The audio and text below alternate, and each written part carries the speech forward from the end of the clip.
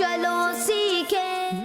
الحمدللہ رب العالمین والصلاة والسلام علی سید الانبیاء والمرسلین، اما بعد فاعوذ باللہ من الشیطان الرجیم، بسم اللہ الرحمن الرحیم۔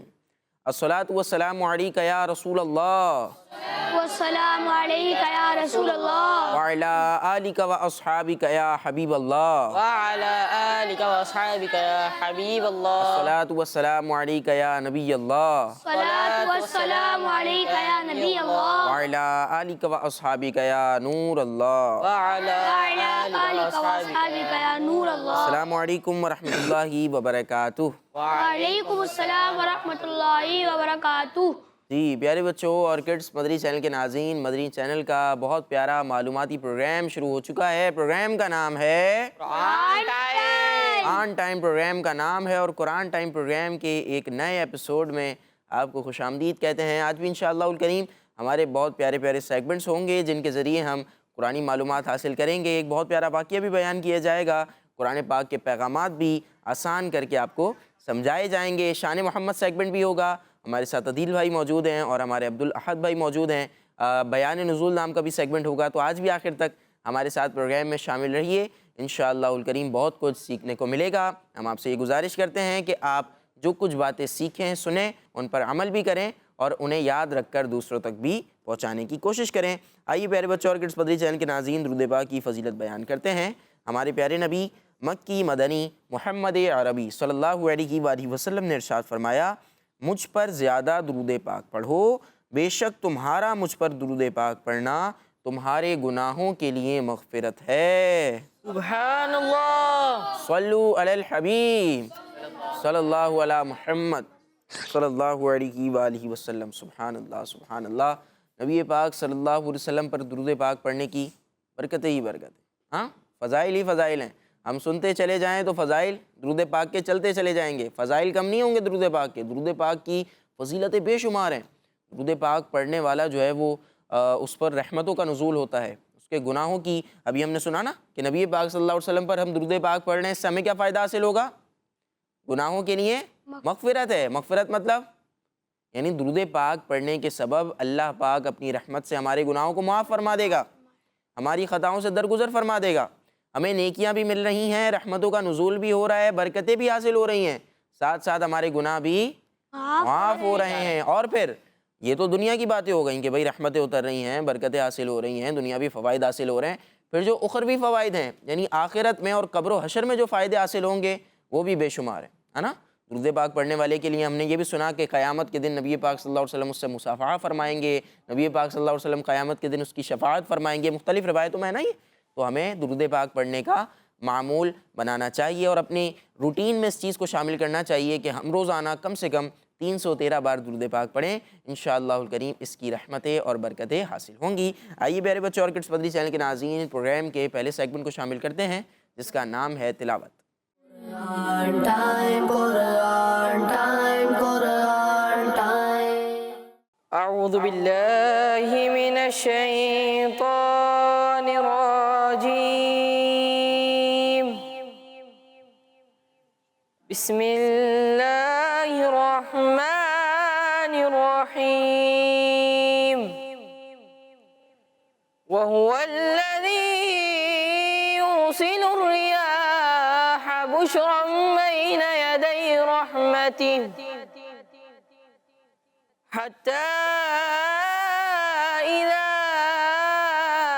أقلت سحابا ثقالا سقناه لبلد ميت فأنزلنا به الماء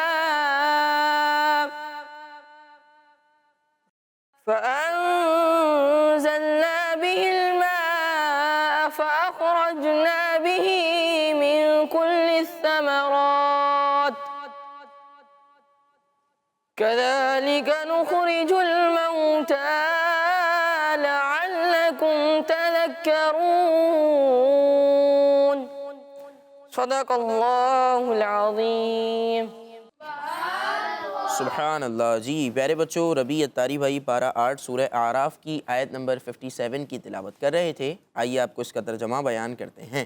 آسان ترجمہ قرآن کنز العرفان، اور وہی ہے جو ہواؤں کو اس حال میں بھیجتا ہے کہ اس کی رحمت کے آگے آگے خوشخبری دے رہی ہوتی ہیں، یہاں تک کہ جب وہ ہوائیں بھاری بادل کو اٹھا لاتی ہیں تو ہم اس بادل کو کسی مردہ شہر کی طرف چلاتے ہیں، پھر اس مردہ شہر میں پانی اتارتے ہیں تو اس پانی کے ذریعے ہر طرح کے پھل نکالتے ہیں، اسی طرح ہم مردوں کو نکالیں گے۔ یہ بیان اس لیے ہے تاکہ تم نصیحت حاصل کرو۔ سبحان اللہ۔ جی پیارے بچوں، آپ نے آیت کی تلاوت سنی اور آپ کو اس آیت کا ترجمہ بیان کر دیا ہے۔ آئیے اب اپنے پروگرام کو آگے بڑھاتے ہیں اور اب اپنے پروگرام کا سب سے اہم اور معلوماتی سیگمنٹ شامل کرتے ہیں، جس میں ہم قرآن پاک کے پیغامات سنیں گے جو اللہ پاک نے اپنے پاک کلام میں ہمیں دیے ہیں۔ آئیے سیگمنٹ شروع کرتے ہیں جس کا نام ہے میسیج آف قرآن۔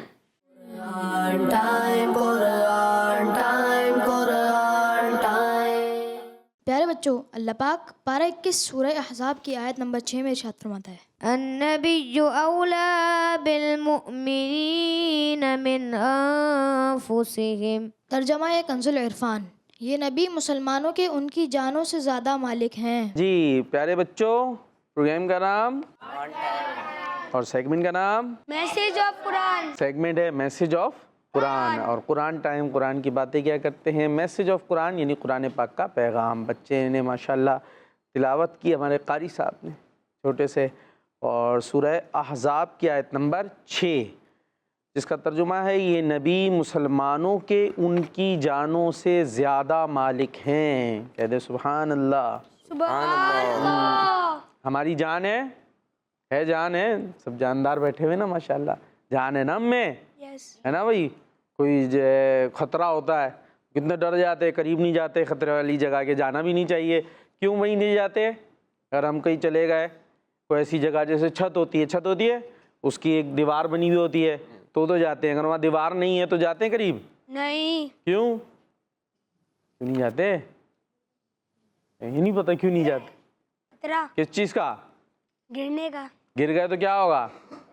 مر جائیں گے، یعنی جان چلی جائے گی، کہ باقیوں کو نہیں پتا ہم گر جائیں گے کوئی اوپر سے تو کیا ہوگا؟ جان چلی جائے تو گی۔ جان سب کو پیاری ہوتی ہے جی ہے نا؟ اپنی جان کی حفاظت کرنی بھی چاہیے، کرنی بھی چاہیے۔ ہاں، لیکن یہ جان جو ہمیں اتنی قیمتی پیاری ہے، اتنی پیاری ہے نا، جان نہیں جانی چاہیے۔ تو یہ جو جان ہے، اس جان کے ہم سے زیادہ مالک کون ہے؟ نبی پاک نبی ہاں، یہ دیکھیں آیت میں بتایا یہ نبی مسلمانوں کے ان کی جانوں سے زیادہ بہتر ہے۔ مالک ہیں، یعنی ہم اپنے جان کو بچاتے ہیں، مالک ہیں، اپنی جان کی حفاظت کرتے ہیں، تو وہ ہمارے جانوں کے ہم سے زیادہ ہمارے آقا مالک ہیں۔ تو یہ بات ہمارے ذہن میں رہنی چاہیے۔ دیکھیے آیت مبارکہ کے اس حصے میں اولا آیا ہے، یہ ہے نا النبی اولا بالمؤمنین من انفسہم، تو اور اس کے معنی ہے زیادہ مالک۔ اولا کی کیا معنی ہے؟ زیادہ مالک۔ ہاں، زیادہ قریب، زیادہ حقدار، یہ سب اولا کے معنی ہیں، اور یہاں تینوں معنی درست ہیں۔ اور اس آیت کے اس حصے کا ایک معنی یہ ہے کہ دنیا کیا ہے، کہ دنیا اور دین کے تمام معاملات میں نبی کریم صلی اللہ تعالیٰ علیہ وسلم کا حکم مسلمانوں پر جاری ہوگا۔ سبحان اللہ۔ جو وہ حکم دے مسلمانوں کو کرنا ہے، جو حکم دے کرنا ہے، وہ حکم دے تو جان بھی قربان کرنی ہے، وہ حکم دے تو جان بھی قربان کرنی ہے، کیونکہ ہماری جان سے زیادہ مالک نبی پاک ہیں، ہم سے زیادہ ہماری جان کے مالک وہ ہیں، تو وہ حکم دے تو پھر جان بھی قربان، نبی کے فرمان پر جان بھی قربان۔ اور آپ کی فرما برداری کرنا واجب ہے، اور آپ کے حکم کے مقابلے میں نفس کی خواہش کو ترک کر دینا واجب ہے۔ نفس کی خواہش کو ترک کر دینا واجب۔ کیا مطلب؟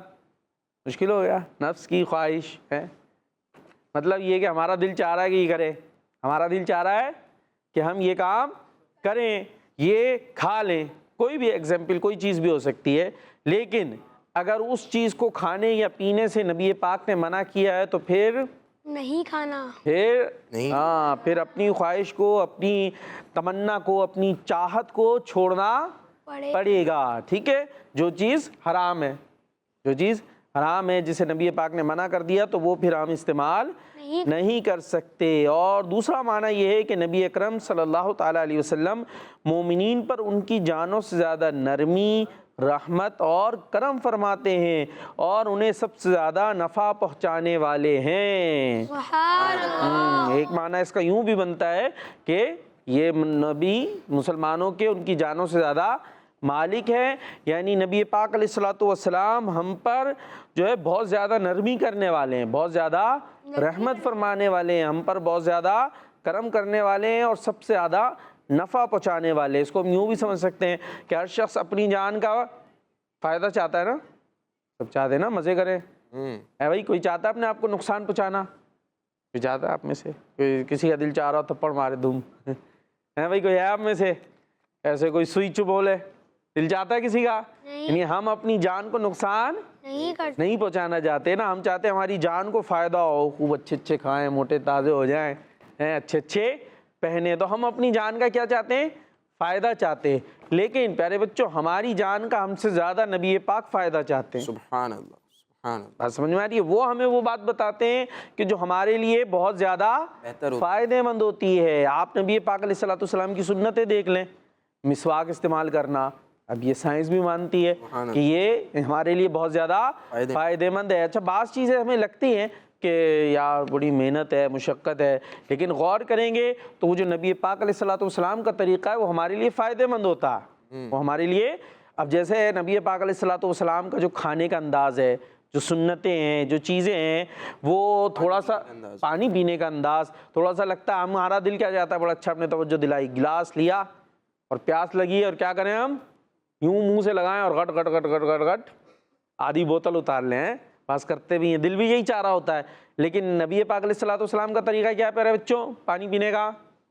3 سانس میں، 3 سانس میں، ہاں، رک رک کے 3 سانس میں چوس چوس کے پینا، جو سنت آداب ہمیں بتائی ہیں۔ تو اس میں فائدہ ہے، اس میں کیا ہماری جان کا فائدہ ہے۔ ہاں، یہ سائنس بھی مانتی ہے کہ وہ ایک ساتھ پینے میں نقصان ہے۔ تو اب آپ کا میرا دل چاہ رہا ہے کہ ہم گٹ گٹ گٹ گٹ پی جائیں، لیکن پی بھی جائیں گے، کر بھی لیتے ہیں، لیکن اس میں ہمارا اتنا فائدہ نہیں ہے۔ جو نبی پاک نے طریقہ بتایا اس میں ہمارا زیادہ فائدہ ہے۔ تو نبی پاک علیہ الصلوۃ والسلام نے جو ہمیں باتیں فرمائی ہیں وہ کوئی ہمارے نقصان کے لیے تھوڑی ہیں کہ ہمیں کوئی نقصان پہنچے، ہمیں کوئی تکلیف پہنچے، اس لیے نہیں ہے، بلکہ اگر ہم عمل کریں گے تو ہمارا ہی فائدہ ہے۔ جو کھانے کا طریقہ ہے، نبی پاک کی سنتیں، اٹھنے بیٹھنے چلنے، ہر چیز جو نبی پاک علیہ الصلوۃ والسلام نے سکھائی ہے اس میں ہمارا فائدہ ہے۔ بس کرنے کی بات ہوتی ہے، لیکن تھوڑا سا آدمی دل چراتا ہے۔ تو اللہ پاک مجھے بھی اور آپ کو بھی توفیق عطا فرمائے کہ ہم نبی پاک علیہ الصلوۃ والسلام کے طریقے کو اپنائیں۔ جی پیارے بچوں، اللہ پاک پارہ 21 سورہ احزاب کی آیت نمبر 6 میں ارشاد فرماتا ہے، وَأَزْوَاجُهُ أُمَّهَاتُهُمْ، ترجمہ کنز العرفان، اور ان کی بیویاں ان کی مائیں ہیں۔ جی، سورہ احزاب کی آیت نمبر 6، ٹھیک ہے، اس کی تلاوت کی، ترجمہ ہم نے سنا، اور ان کی بیویاں ان کی مائیں ہیں۔ کن کی بیویاں کن کی مائیں ہیں؟ کون بتائے گا آپ میں سے؟ آپ بتانے کو تیار ہیں، پر میں ان سے پوچھ رہا ہوں جو ہمارے 4 آڈینس ہیں نا، 4 ہیں ماشاءاللہ۔ ہاں بھائی، یہیں پہ ہیں، پروگرام میں ہیں نہیں ہیں تو شرما رہے، جھجک رہے ہیں۔ سنا نا ترجمہ؟ سنا؟ کیا سنا؟ اچھا، یہ دہرا کون سکتا ہے؟ اور ان کی بیویاں ان کی مائیں ہیں، اور ان کی بیویاں ان کی ماں ہے۔ چلیں آپ یہ بتائیں کن کی بیویاں کن کی مائیں ہیں؟ مطلب بھی اتنا مشکل تو نہیں ہے۔ یعنی پیارے نبی علیہ الصلوۃ والسلام کی جو بیویاں ہیں نا، وائف ہے مبارک، وہ مسلمانوں کی مائیں ہیں، وہ مسلمانوں کی مائیں، ٹھیک ہے، ابھی کلیئر ہو گیا۔ اچھا، اب اس کا مطلب کیا ہے؟ اس کا تھوڑی سی تفصیل ہے، ہم وہ سنیں گے۔ صحیح ہے، مدنی چینل کے جو ناظرین ہیں وہ بھی توجہ فرمائیں۔ جو نبی پاک علیہ الصلوۃ والسلام کی مبارک ازواج ہیں، آپ کی وائف ہیں، بیویاں ہیں، ان کا رتبہ، ان کا مقام بہت بلند ہے، بہت بلند ہے۔ ہاں، وہ ان کی تعظیم کرنی ہے۔ ہر زوجہ نبی جنتی، زوجہ نبی یعنی پیارے نبی کی وائف، جو پیارے نبی علیہ الصلوۃ والسلام کی مبارک بیویاں ہیں وہ کیا ہیں؟ جنتی ہیں، وہ اہل بیت میں سے۔ اہل بیت سنتے نا ہم، تو نبی پاک علیہ الصلوۃ والسلام کی بیویاں بھی کیا ہیں؟ اہل بیت میں سے ہیں، اور سب کی سب جنتی اور ہماری مائیں ہیں، اور ہماری مائیں ہیں. اچھا مائیں ہیں مطلب ان کی تعظیم اور ان کی عزت، جیسے ہم ماں کی عزت کرتے ہیں نا، ماں کی رسپیکٹ، تعظیم، اس انداز سے ان کی تعظیم کرنی ہے، بلکہ اس سے بھی بڑھ کر جتنی ہم اپنی سگی ماں سے کرتے ہیں اس سے بھی بڑھ کر، کیونکہ نبی پاک علیہ الصلوۃ والسلام سب سے عظیم ہے، تو ان کی جو بیویاں ہیں وہ بھی سب سے عظیم ہیں. ٹھیک ہے، تو اس آیت کے اس حصے میں نبی کریم علیہ الصلوۃ والسلام کی ازواج مطہرات یعنی پاک بیویوں کو مومنوں کی مائیں کہا گیا. مومنوں کی مائیں کہا گیا. ہم کیا ہیں؟ مومن ہیں، مسلمان ہیں، مومن ہیں، تو ان کی مائیں ہیں نبی پاک کی مبارک بیویاں. اچھا، یعنی لہٰذا حضور اکرم صلی اللہ تعالیٰ علیہ وسلم کی پاک بیویوں کی تعظیم کرنے کا حکم ایسے ہے جیسے ایک سگی ماں کی تعظیم کا ہے، اور جیسے سگی ماں سے نکاح کرنا حرام، اسی طرح ان سے بھی نکاح کرنا ہمیشہ کے لیے حرام ہے. اور اس کے علاوہ شریعت کے جو دوسرے احکام ہیں جیسے وراثت اور پردہ وغیرہ، ان کا وہی حکم ہے جو اجنبی یعنی عام عورتوں کا ہے. یعنی حضور اکرم صلی اللہ تعالیٰ علیہ وسلم کی پاک بیویوں سے پردہ بھی کیا جائے گا، اور عام مسلمانوں کی وراثت میں سے انہیں حصہ نہیں ملے گا، جیسے ایک ماں کو اس کے بچوں کی وراثت سے حصہ ملتا ہے. چلیں جی، تو پیارے بچوں کیا پتہ چلا؟ نبی کی مبارک بیویاں ہماری مائیں ہیں، اور ہر زوجہ نبی جنتی ہے. بس ہمیں یہ سمجھ لینا. ٹھیک ہے، اتنا خاص طور پہ ظاہر ہے کچھ باتیں بچوں کے لیے ہوتی ہیں، کچھ بچے جب بڑے ہو جائیں گے تو ان کو سمجھ میں آئیں گی. تو نبی پاک علیہ الصلوۃ والسلام کی جو مبارک بیویاں ہیں وہ بہت مقدس ہیں، بہت محترم ہیں، ان کا نام ہمیشہ ادب سے لیا جائے گا. کوئی بے ادبی کا شائبہ ہرگز بھی دماغ میں زبان پر کوئی ایسی بات نہیں آنی چاہیے. نبی پاک علیہ الصلوۃ والسلام سے نسبت رکھنے والی ہر چیز کا ادب کرنا ہے. کیا کرنا ہے؟ ہر چیز کا ادب. بس یہ ذہن بنا لیجئے، ہر چیز کا. نبی پاک علیہ الصلوۃ والسلام سے متعلق کوئی بات ہو رہی ہوگی، ہمارے زبان پر جملے ہیں کیسے آنے چاہیے؟ ادب والے. کبھی کوئی بے ادبی والا جملہ، ویسے ہی ہمیں ادب سکھایا ہے نا اسلام نے. کیا سکھایا ہے؟ ادب سکھایا. ادب. کیا سکھایا ہے پیارے بچوں؟ کیا سکھایا ہے؟ بھائی روٹی پڑی ہوتی ہے زمین پر، گرنی چاہیے روٹی؟ اور اگر گری بھی ہو تو کیا کریں گے ہم؟ ادب کریں گے اس کا. اگر صاف کر کے کھا سکتے ہیں تو دیکھیں روٹی تک کا بھی ہمیں کیا سکھایا اسلام نے؟ ادب سکھایا. ادب سکھایا ہے. کوئی مقدس اوراق ہو جس کے اوپر، بلکہ اوراق پر کچھ لکھا ہو نہیں لکھا ہو، کوئی کاغذ ویسے ہی زمین پہ پڑا ہو تو ہمیں اول تو گرنا چاہیے؟ نہیں گرنا چاہیے. اور گرا ہوا ہے تو کھا لینا ہے اس کو. کیوں؟ اس لیے کہ اس پہ لکھتے ہیں، کاغذ پہ لکھتے ہیں. اچھا، کوئی بھی لینگویج ہو، انگلش ہو، اب انگلش کو کیا کریں؟ انگلش تو بھئی یہ ہے، اس کی ہے، ان کی زبان ہے، کیا ہے، اس کو زمین پہ لکھ دیں؟ نہیں، انگلش بھی زمین پر. بعض بچوں کو ہوتا پتہ نہیں، کاپی پہ لکھے نہ لکھے، پینسل مل جائے دیواروں پہ پینٹنگیں بنائیں گے، ادھر ادھر لکھیں گے، تو یہ طریقہ ٹھیک نہیں. اچھا چلو، دیوار تو ایک الگ بات ہے، اس پہ بھی نہیں لکھنا. زمین پر تو بالکل بھی نہیں لکھا، کیونکہ زمین پہ لکھیں گے اس پہ تو پاؤں آئیں گے. تو ہمیں کیا سکھایا ہے؟ ہر چیز میں ادب سکھایا گیا ہے. تو پھر آپ سوچیں جو نبی پاک علیہ الصلوۃ والسلام کی ذات ہے اس کا کتنا ادب ہوگا، ان سے متعلق کوئی بات ہوگی اس کا کتنا ادب ہوگا. تو ہمیں یہ پیغام ملا ہے. ٹھیک ہے، نبی پاک علیہ الصلوۃ والسلام کی مقدس بیویاں ہماری ماں ہیں، ان کا بہت زیادہ ہم نے ادب کرنا ہے. اور یہ ہمیں کس بات، کہاں سے پتہ چلا ہے؟ قرآن پاک سے. کہاں سے؟ قرآن پاک سے. ٹھیک ہے جی پیارے بچوں اور کڈس مدری چینل کے ناظرین، قرآن پاک کے دو بہت پیارے پیغامات ہم نے سنے ہیں. اور پہلے پیغام میں ہم نے کیا سنا کہ نبی پاک صلی اللہ علیہ وسلم ہمارا برا نہیں چاہتے، بلکہ نبی پاک صلی اللہ علیہ وسلم ہماری جانوں کے مالک ہیں. نبی پاک صلی اللہ علیہ وسلم مسلمانوں کی جانوں کے مالک ہیں. اور جو شخص جان کا مالک ہوتا ہے وہ جان کو فائدہ پہنچانا چاہتا ہے نا. نبی پاک صلی اللہ علیہ وسلم تو ویسے ہی رحیم ہیں، کریم ہیں. نبی پاک صلی اللہ علیہ وسلم، نبی پاک صلی اللہ علیہ وسلم رحمت للعالمین ہیں، تمام جہانوں کے لیے رحمت ہیں. تو پھر نبی پاک صلی اللہ علیہ وسلم مسلمانوں پر رحمت فرماتے ہیں، شفقت فرماتے ہیں اور محبت مسلمانوں سے فرماتے ہیں. تو جو شخص محبت کرتا ہو وہ کبھی بھی نقصان والی بات نہیں کر سکتا، بلکہ وقار باپو نے ماشاءاللہ بہت اچھی توجہ دلائی کہ نبی پاک کی جو سنتیں ہیں، نبی پاک نے جو کام اپنی زندگی میں کیے ہیں، اگر ان کو دیکھا جائے تو ان سے ہمیں پتہ چلتا ہے کہ جہاں پر یوں کہہ لیں کہ ایک سماجی آداب ہمیں بیان کیے جا رہے ہیں، ساتھ ساتھ اس میں ہمارے لیے سائنسی فائدے بھی ہیں، بہت سارے سائنسی فوائد حاصل ہوتے ہیں۔ نبی پاک کی کئی سنتیں ایسی ہیں، بے شمار ایسی سنتیں ہیں جن کو ہم اگر اپنی زندگی میں کریں تو اس سے انشاءاللہ الکریم سائنسی فائدے بھی حاصل ہوں گے، جسمانی فائدے بھی حاصل ہوں گے۔ ہمیں چاہیے کہ ہم اپنے پیارے نبی صلی اللہ علیہ وسلم کی سنتوں پر عمل کریں اور اپنے پیارے نبی صلی اللہ علیہ وسلم کی بیویوں کا ادب کریں، احترام کریں، ہے نا بچوں؟ ہم ایک لفظ سنتے ہیں، آپ بھی سنتے ہوں گے کہ ام المؤمنین، کیا ہے؟ ام المؤمنین بی بی عائشہ صدیقہ رضی اللہ عنہ، ام المؤمنین حضرت خدیجہ رضی اللہ عنہ، ہے نا؟ ام المؤمنین بی بی حفصہ رضی اللہ عنہ۔ ام المؤمنین کا مطلب کیا ہوتا ہے؟ مومنوں کی ماں، یعنی مسلمانوں کی ماں۔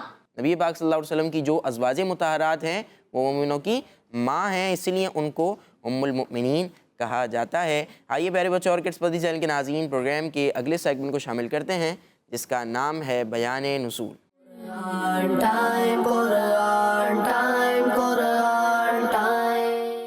پیارے بچوں اور کڈس مدی چینل کے ناظرین، جیسا کہ آپ کو معلوم ہے اس سیگمنٹ میں قرآنی آیات کے شان نزول بیان کیے جاتے ہیں، اور آج ہم پارہ 28 سورہ صف کی آیت نمبر 1 اور 2 کے شان نزول کے بارے میں سنیں گے۔ تو پیارے بچوں، اللہ پاک ارشاد فرماتا ہے، سبح للہ ما فی السماوات وما فی الارض وهو العزیز الحکیم یا ایہا الذین آمنوا لم تقولون ما لا تفعلون۔ اللہ کی پاکی بیان کی ہر اس چیز نے جو آسمانوں میں اور جو زمین میں ہے، اور وہی بہت عزت والا، بڑا حکمت والا ہے۔ اے ایمان والو، وہ بات کیوں کہتے ہو جو کرتے نہیں؟ اللہ کے نزدیک یہ بڑی سخت ناپسندیدہ بات ہے کہ تم وہ کہو جو نہ کرو۔ پیارے بچوں اور کڈس مدی چینل کے ناظرین، اس آیت مبارکہ کے شان نزول کے بارے میں حضرت عبداللہ بن سلام رضی اللہ عنہ فرماتے ہیں، ہم کچھ صحابہ کرام رضی اللہ عنہم کی ایک جماعت بیٹھی ہوئی تھی، ہم میں اس بات کا ذکر ہوا کہ اللہ پاک کے نزدیک کون سا عمل محبوب ترین ہے۔ اگر ہمیں معلوم ہو جاتا تو ہم اسی پر عمل کرتے۔ اس پر اللہ پاک نے یہ آیات نازل فرمائی، اور حضرت عبداللہ بن سلام رضی اللہ عنہ فرماتے ہیں، پیارے آقا صلی اللہ علیہ وسلم نے ہمارے سامنے یہ آیت تلاوت فرمائی۔ اس آیت کے شان نزول کے بارے میں اور بھی اقوال ہیں۔ ایک قول یہ بھی ہے کہ یہ آیت ان منافقین کے بارے میں نازل ہوئی جو مسلمانوں سے مدد کرنے کا جھوٹا وعدہ کرتے تھے۔ اس اعتبار سے منافقوں کی برائی بیان کی گئی ہے، اور انہیں اہل ایمان کہہ کر مخاطب کرنا ان کے ظاہری ایمان کی وجہ سے ہے۔ اور اگر یہ آیت صحابہ کرام رضی اللہ عنہم کے بارے میں نازل ہوئی ہے تو اس میں ان کی برائی نہیں بلکہ تربیت فرمائی گئی ہے کہ ایسے دعوے کرنا درست نہیں، کیونکہ آنے والے وقت کا معلوم نہیں کہ کیسا ہے۔ ممکن ہے کہ اس وقت کسی وجہ سے وہ یہ دعویٰ پورا نہ کر سکیں جو دعویٰ انہوں نے کیا ہے۔ تو پیارے بچوں، اس آیت سے معلوم ہوا کہ قول اور فعل میں ٹکراؤ نہیں ہونا چاہیے، بلکہ اپنے قول کے مطابق عمل بھی کرنا چاہیے۔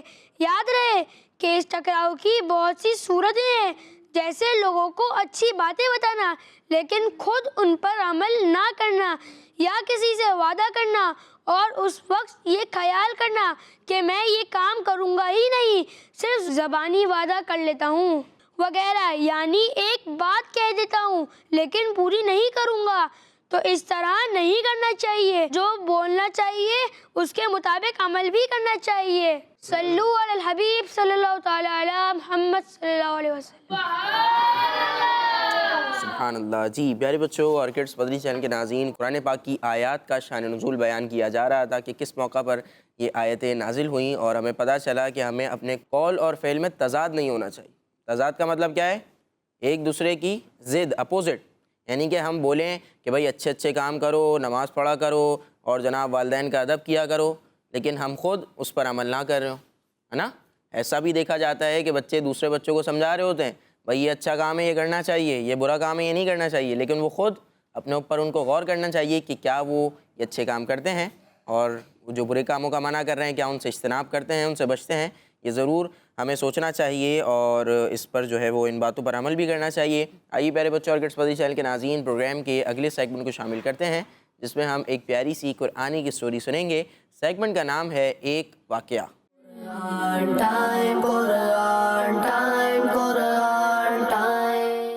جی پیارے بچوں، سیگمنٹ ہے ایک واقعہ، آپ سننا ہے توجہ سے۔ اور یہ تو وہ واقعہ ہے آج نہال بھائی جو میرے خیال ہے بہت سارے بچوں نے سنا ہوا ہوگا۔ ہاں بھائی، ابراہا کا نام کس کس نے سنا ہے؟ ابراہا بادشاہ،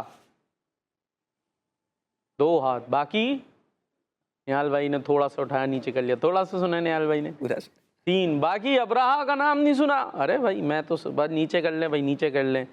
جب میں سوچا تھا یہ تو پرانا آج واقعہ آ گیا ہے، کافی سنا ہوا ہے، لیکن اس کا مطلب ہے سب کو پتہ نہیں ہے۔ اچھا وہ نہیں سنا، وہ بادشاہ ہاتھیوں والا ہاتھی لے کر آیا تھا خانہ کعبہ کو بتانے کے اب تو سنا، اب آ گیا۔ کس کس نے سنا؟ اب کس کو کون پہنچ گیا بھائی؟ اب تو سب پہنچ گئے نہال بھائی۔ چلے ہو سکتا ہے نیچے کر لیں ہاتھ، لیکن ابھی ہمارے قاری صاحب نہیں پہنچے، شاید یہ ہاتھ نہیں اٹھایا انہوں نے، لیکن بہت سارے ناظرین میں بھی دیکھ رہے ہوتے ہیں۔ اچھا پھر ہمیں کچھ یاد ہوتا ہے، کچھ بھول بھی جاتے ہیں، تھوڑا غلط بھی ہو جاتا ہے، تو یہ چیزیں سنتے رہنے چاہیے، دہراتے رہنا چاہیے تاکہ ہمیں صحیح یاد رہے، اور جب آگے پہنچانے کی بات آئے تو بھی ہم آگے بالکل صحیح پہنچا سکے۔ اس لیے اگر ہم دوبارہ بھی سن لیں گے تو نقصان نہیں ہوگا، فائدہ ہی ہوگا، پکا ہو جائے گا، ٹھیک ہے۔ اور جو ناظرین ہیں اس میں سے ہو سکتا ہے بہت سارے بچے ہوں جن کے لیے یہ فرسٹ ٹائم ہو۔ یہ ہے واقعہ اصحاب فیل کا۔ کن کا؟ اصحاب فیل کا۔ اصحاب فیل کا مطلب، فیل کہتے ہیں ہاتھی کو، زور سے ہاتھی کو، ہاں اب ساتھ دینا تاکہ مجھے پتہ چلے واقعی سنا ہوا ہے آپ لوگوں نے۔ فیل ہاتھی کو، اور اصحاب فیل یعنی ہاتھی والے، ٹھیک ہے۔ اور یہ اس واقعے کا ذکر کون سی صورت میں ہے؟ سورہ فیل، ٹھیک ہے، اس کے اندر اس واقعے کا بھی ذکر ہے۔ اور اس واقعے کے تقریباً 55 دن کے بعد نبی پاک صلی اللہ تعالیٰ علیہ وسلم کی ولادت ہوئی تھی، یعنی آپ کی برتھ ہوئی تھی، تو اس سے کتنے دن پہلے کا واقعہ ہے؟ 55 دن، یعنی 55 ڈیز، تو آلموسٹ کتنے بنیں گے؟ 1 مہینہ اور 25 دن، 2 مہینے کہہ لیں، لگ بھگ 2 مہینے جو ہے۔ تو اس کے بعد نبی پاک علیہ الصلوۃ والسلام کی ولادت ہوئی تھی، برتھ ہوئی تھی۔ تو یہ ہوا یہ تھا کہ یہ ایک تھا بادشاہ ابراہا نام کا نا، اور اس کی جو حکومت تھی وہ تھی یمن میں۔ یمن ابھی بھی ملک ہے، آپ نے نام سنا ہوا ہوگا، یمن کے اندر، اور حبشہ، یہ 2 ایریے۔ حبشہ کو اب غالباً ایتھوپیا کہتے ہیں، ایتھوپیا آپ نام سنا ہوگا، آپ نے نہیں سنا ہوگا تو بڑوں نے سنا ہوگا، ایتھوپیا اب معروف ہے نا۔ تو یہاں پر اس کی حکومت تھی، اور یہ دیکھتا تھا کہ لوگ جو ہے کعبے کا حج کرنے جا رہے ہیں، کعبے کا طواف کرنے جا رہے ہیں۔ اچھا ہو سکتا ہے کسی کے کوشچن ذہن میں آئے، بھائی حج کون کرتا ہے؟ مسلمان کرتے ہیں۔ کون ہے؟ مسلمان۔ اور یہ واقعہ کب کا ہے؟ باقی ولادت سے پہلے کا، نبی پاک کی ولادت سے پہلے کا۔ تو وہ لوگ کہاں کیا کرنے جا رہے ہیں؟ طواف کرنے جا رہے ہیں، طواف کرنے جا رہے ہیں، حج کرنے جا رہے ہیں کعبہ کا۔ تو یہ کچھ آیا، سوال آیا نہیں آیا؟ کچھ نہیں آ رہا کوشچن؟ توجہ کی کمی ہے بھائی، حج تو مسلمان کریں گے نا۔ ابھی نبی پاک کی ولادت ہوگی، آپ پھر بڑے ہوئے، اور آپ نے کتنے سال کی عمر میں اعلان نبوت کیا تھا؟ 40 سال کی۔ اس کے بعد لوگ ایمان لائے، مسلمان ہوئے، پھر حج فرض ہوا ہے، تو پھر گئے نا حج۔ تو یہ تو ابھی ہم واقعہ کب کا سن رہے ہیں؟ ولادت سے پہلے، ابھی حضور کی ولادت سے پہلے کا۔ تو پھر اب بھی نہیں آ رہا کوئی سوال؟ بھائی حج پھر کہاں سے آئے گا؟ یہ نہیں سوال آئے گا کہ حج کون کرتا تھا بھائی اس وقت؟ اب آیا، اس وقت کون تھے جو حج کر رہے تھے، طواف کر رہے تھے؟ کوشچن سمجھ میں آ رہا ہے؟ اس وقت مسلمان کہاں تھے؟ مسلمان تھے نہیں؟ تو پھر یہ کیا ہو رہا ہے؟ تو بات یہ ہے کہ خانہ کعبہ کا طواف اور حج جو ہے نا، یہ غیر مسلم بھی کرتے تھے، یہ غیر مسلم بھی، ہاں جو مسلمان نہیں تھے وہ بھی کرتے تھے، لیکن ان کے طریقے غلط تھے۔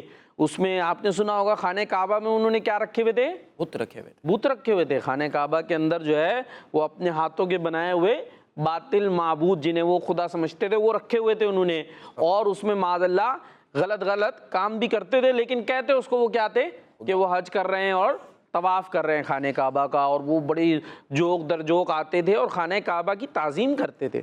خانہ کعبہ ہے نا اس کی بڑی رسپیکٹ کیا کرتے تھے. تو یہ بات انہی غیر مسلموں کی ہو رہی ہے, ٹھیک ہے.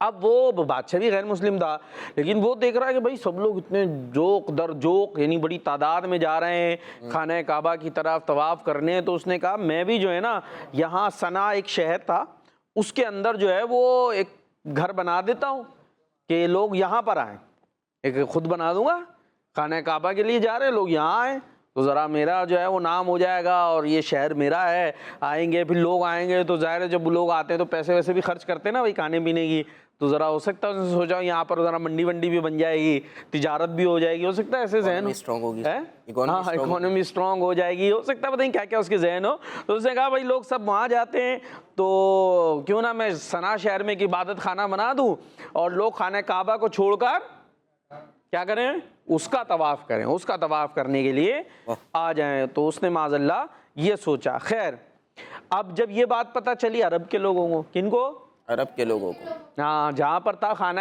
کعبہ, تو ان کو بری لگی کہ بھائی یہ تو ہمارا مقابلہ کر رہا ہے, یہ تو خانہ کعبہ کا کیا کر رہا ہے, یہ چاہ رہا ہے یہ خانہ کعبہ بے رونق ہو جائے اور وہ صنع میں بنایا ہوا گھر آباد ہو جائے, وہ آباد ہو جائے. اس نے یہ تو پھر بری لگی. ابھی کیا ہوا یہ کہ قبیلہ بنی کنانہ, تو ایک شخص نے موقع پا کر صنع کا سفر کیا. یہ کیا تھا, صنع کیا ہے, وہ شہر جہاں وہ عبادت خانہ بنانا چاہ رہا تھا, بلکہ اس نے بنا بھی دیا تھا نا, ٹھیک ہے.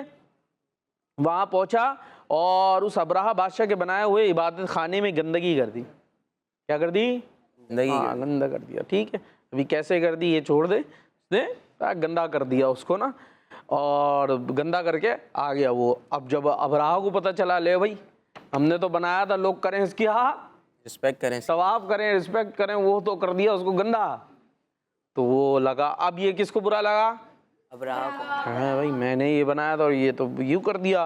تو اس نے قسم کھائی کہ وہ کعبہ شریف کو گرا دے گا, معاذ اللہ کعبہ شریف کو گرا دے گا. بڑا اسٹرانگ بادشاہ تھا, اس نے اس طرح کی قسم کھا لی. چنانچہ اب اس نے جو ہے وہ اپنے ارادے سے تو چلا, اپنے ارادے کے اس کے مطابق نا اپنے گروپ کو لے کر, اور ایک بڑی فوج جس کے اندر بہت سارے ہاتھی تھے. کون تھے, ہاتھی لے کر آ گیا. بھائی ہاتھی بڑے اسٹرانگ ہوتے ہیں, اور ایک بڑا سارا اس کا ایک ہاتھی تھا جو ہاتھیوں کا بھی سردار تھا, ہاتھیوں کا سردار. نام کیا تھا اس کا, محمود. کیا نام تھا, محمود. ہاں ابھی کسی کا نام محمود ہو تو اس کو نہیں چھیڑیے گا, ٹھیک ہے. محمود نام تو اپنی جگہ اچھا ہے, نام اچھا ہے. ابھی اس نے ہاتھی کا رکھا ہوا تھا, ابھی اس کی مرضی.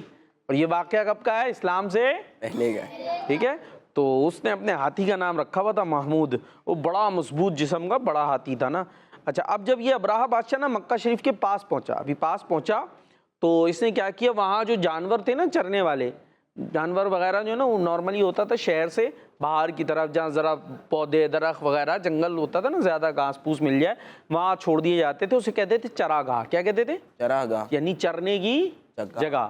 تو وہاں پر وہ آیا اور اس نے وہ جانور اپنے قبضے میں لے لیے نا. اس میں حضرت عبد المطلب کے 200 اونٹ بھی تھے. حضرت عبد المطلب کون ہے, آپ صلی اللہ علیہ وسلم. مائک میں جلدی جلدی, جس کو پتا ہے, آپ صلی اللہ علیہ وسلم کے دادا. آپ صلی اللہ علیہ وسلم کے دادا. تو ان کے کتنے اونٹ تھے, 200 اونٹ. کتنے مہنگے ہوں گے نا, اونٹ کتنا مہنگا ہوتا ہے. تو وہ بھی اس نے قبضے میں لے لیے. اب جب ان کو پتا چلا, اور یہ مکے کے سردار بھی تھے, حضرت عبد المطلب مکے کے سردار بھی تھے, تو اب یہ گئے ابرہہ بادشاہ سے مذاکرات کرنے کے لیے, بات چیت کرنے کے لیے. اس نے بڑی رسپیکٹ دی, ان کو اپنے قریب بٹھایا. اب جب بات چیت ہوئی تو حضرت عبد المطلب نے کہا کہ ہمارے جانور دو, اور اپنے اونٹوں سے متعلق سوال کیا کہ میرے اونٹ واپس کرو. تو وہ کہنے لگا کہ میں تو سوچ رہا تھا آپ جو ہے وہ کعبے سے متعلق بات کریں گے, کہ میں تو آیا ہوں کعبہ شریف کو شہید کرنے کے لیے, ہاں معاذ اللہ گرانے کے لیے. تو میں تو سمجھ رہا تھا آپ وہ بات کریں گے کہ بھائی یہ نہیں کرو, اور آپ کیا کہہ رہے ہیں میرے اونٹ واپس کرو, ہمارے جانور واپس کرو. تو انہوں نے بڑا زبردست جواب دیا کہ بات یہ ہے کہ اونٹوں کا مالک میں ہوں, یعنی اونٹوں کا مالک اللہ پاک نے مجھے بنایا ہے, تو اس لیے میں اس کی بات کرنے آیا ہوں. اور کعبے کا مالک کون ہے, اللہ پاک ہے, اس کی حفاظت وہ خود فرمائے گا. سبحان اللہ. کعبے کی حفاظت وہ خود فرمائے گا. تو کعبہ شریف کا جو مالک ہے وہ خود اس کی حفاظت فرمائے گا. اچھا یہ سن کر ابرہہ نے وہ اونٹ ان کو واپس کر دی. حضرت عبد المطلب نے پھر کیا کیا, واپس آئے, قریش جو تھے ان کو ساری وہ بات بتائی کہ یوں یوں بات ہوئی ہے, اور ان کو مشورہ دیا کہ تم سب لوگ جو ہے وہ تو بڑی فوج لایا ہوا ہے, اس سے مقابلہ نہیں ہو سکتا, وہ ہاتھی واتی لے کر آ گئے اتنے سارے, تو تم سب چلے جاؤ پہاڑوں پہ. کہاں پر؟ پہاڑوں پر چلے. ہاں انشاءاللہ ہم جائیں گے مکے انشاءاللہ. تو دیکھیں گے وہاں قریب میں پہاڑ بھی ہیں. احد پہاڑ تو مدینے میں, جبل ابو قبیس. ہاں سبحان اللہ, تو وہاں پہاڑ بھی موجود ہیں. تو پہاڑ کے اوپر چلے جاؤ. ہاتھی پہاڑ پہ جائے گا؟ کبھی دیکھا ہاتھی پہاڑ پہ چڑھاؤ؟ نہیں چڑھ سکتا بھائی ہاتھی پہاڑوں پہ. ہاں ہاتھی پہاڑوں پہ نہیں چڑھ سکتا. تو پہاڑوں پہ چلے جاؤ. اور پھر انہوں نے جو ہے خود وہاں خانہ کعبہ کے پاس جا کر دعا کری اللہ پاک سے, اور یہ بھی پھر جو ہے وہ پہاڑ پر تشریف لے گئے, وہاں چلے گئے. اور پھر پیچھے کون آ رہا ہے اب؟ ابرہہ. اور وہ کیا لا رہا ہے؟ ہاتھیوں کی فوج. اچھا اس کا ایک بڑا ہاتھی تھا, نام تھا اس کا محمود. وہ بڑا ہاتھی, اس کو اٹھائیں نا, اس کو چلائیں تو وہ ادھر ادھر چلتا تھا, لیکن جب اسے کعبے کی طرف چلاتے تھے تو وہ بھی نہیں چلتا تھا. کعبے کی طرف نہیں چلتا, نہیں جا رہا نا, ادھر ادھر چلائیں تو ہر طرف چلتا ہے, ایسا نہیں کہ پاؤں جم ہو گئے تھے نہیں چل سکتا تھا.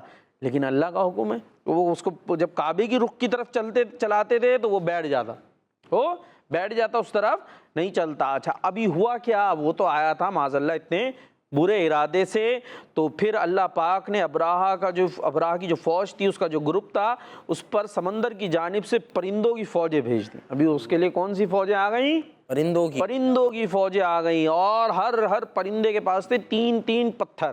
کتنے پتھر؟ 3. کہاں پکڑے گا 3 پتھر؟ 2 پنجے 1 چونچ 3 پتھر. اور وہ لے کر آئے, اور وہ جو پتھر اوپر سے چھوڑتے تھے نا, ہوئے وہ پتھر بھی کیسے زبردست پتھر تھے کہ وہ جس شخص پر وہ پرندہ اپنا پتھر کو چھوڑتا, چھوٹا سا پتھر, ظاہر ہے پرندہ بھی چھوٹا سا, اس کا پتھر بھی چھوٹا سا, لیکن وہ کیا ہوتا تھا, وہ جس پر بھی وہ پتھر گراتے وہ مر جاتا, اور ہر پتھر پر مرنے والے کا نام تک لکھا ہوا تھا. اللہ, یہ پتھر اس کے لیے سب کا نام لکھا ہوا تھا. اس طرح ان پرندوں نے ابراہ کے گروپ کو ہلاک کر دیا, اور پورا مطلب وہ اس کا ملیا میٹ ہو گئے. یعنی ہاتھی پہ جو سب بیٹھے تھے, بلکہ ہاتھی تو چلے مشکل ہے نا, وہ اس پہ تو آرام ہے, لیکن سب وہ جو بندہ تھا وہ بھی, اور ہاتھی سب ایک دم مر گئے. اور وہ جس کو قرآن پاک میں بیان کیا گیا ہے نا, جس کا مفہوم ہے بالکل جیسے وہ ہوتا ہے نا ریزہ کہنا چاہیے, کیا اس کے لیے لفظ آئے گا نیال بھائی بتائیں گے, اس طریقے سے ان کو بالکل ختم کر دیا. اور وہ ان پر گرے کیا تھے؟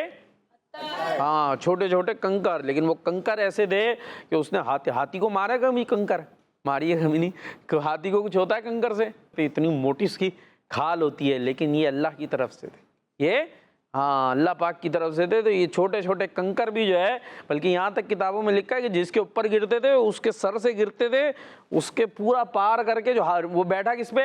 ہاتھی پر, وہ ہاتھی کو بھی پار کر جاتے تھے. ایسے وہ کنکر ہوتے تھے. لیکن اللہ پاک کا حکم ہے, وہ کنکر ایسے زبردست تھے, تو اس نے وہ ساری ہاتھیوں کی فوج کا ملیا میٹ کر دیا, صفایا کر دیا. اور جس سال یہ واقعہ پیش آیا, اسی سال پیارے آقا صلی اللہ تعالیٰ علیہ وسلم کی ولادت ہوئی. کتنے دن بعد؟ 55 ڈیز, یعنی تقریباً 2 مہینے. جی نیال بھائی. سبحان اللہ. جی پیارے بچوں اور کڈس مدری چینل کے ناظرین, اللہ پاک کے پیارے گھر کعبہ شریف کے خلاف جو بادشاہ آیا تھا اس کو گرانے کے لیے, تو پھر اس کا کیا عبرتناک انجام ہوا یہ ہم نے سنا. اور اسے پارہ 30 سورہ فیل میں بھی اس کو بیان کیا گیا ہے, اور اس کا ذکر جو ہے وہ اس میں موجود ہے. آپ اس واقعے کو تفصیل سے جیسے ابھی سنایا گیا, یہ آپ بالکل سنیں اور اسے اپنے بچوں کو بھی سنائیں. لیکن اگر آپ اس کو ریڈ کرنا چاہتے ہیں, پڑھنا چاہتے ہیں, تو عجائب القرآن نام کی مکتبۃ المدینہ کی بک ہے. ٹائٹل اس کا آپ ہماری اسکرین پر دیکھ رہے ہیں, عجائب القرآن مع غرائب القرآن. اسے مکتبۃ المدینہ سے طلب فرمائیے, یا پھر اسے ویب سائٹ سے بھی ڈاؤن لوڈ کیا جا سکتا ہے. جی نیال بھائی, میں ایک بات جو کر رہا تھا کہ ان کا کیا حال کر دیا, تو اگر سن لے تھوڑا سا یہ جس کی آپ نے بات کی ہے, ترجمہ کنز العرفان. تو یہ سورہ فیل کا ترجمہ ہے. کیا تم نے نہ دیکھا کہ تمہارے رب نے ان ہاتھی والوں کا کیا حال کیا, کیا ان کے مکر و فریب کو تباہی میں نہ ڈالا, اور ان پر فوج در فوج پرندے بھیجے جو انہیں کنکر کے پتھروں سے مارتے تھے, تو انہیں جانوروں کے کھائے ہوئے بھوسے کی طرح کر دیا. جانوروں کا کھایا ہوا بھوسا, دیکھا کبھی جانور کھاتا ہے, وہ جب کھاتا ہے تو کیسے چباتا ہے, بالکل کیسا کر دیتا بھوسا. تو جانوروں کا کھایا ہوا بھوسے کی طرح کر دیا. کس کو؟ وہ ہاتھیوں کی فوج کو. جی جی پیارے بچوں اور کڈس پدری چینل کے ناظرین، ہم سن رہے تھے اسی اچھے سے واقعے کے ساتھ اور قرآن پاک کی ان آیتوں کے ترجمے کے ساتھ ہمارے پروگرام قرآن ٹائم کی آج کی ایپیسوڈ کا وقت ختم ہوا۔ آپ ہمارے پروگرام کو ثواب کی نیت سے آگے شیئر بھی کر سکتے ہیں۔ صلو علی الحبیب صلی اللہ علیہ وآلہ وسلم۔ دیکھتے رہیے کڈس پدری چینل۔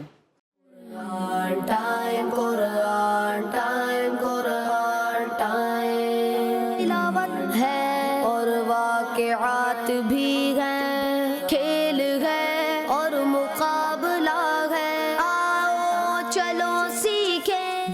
بچوں کا مدنی چینل آ گیا، بچوں کا آ گیا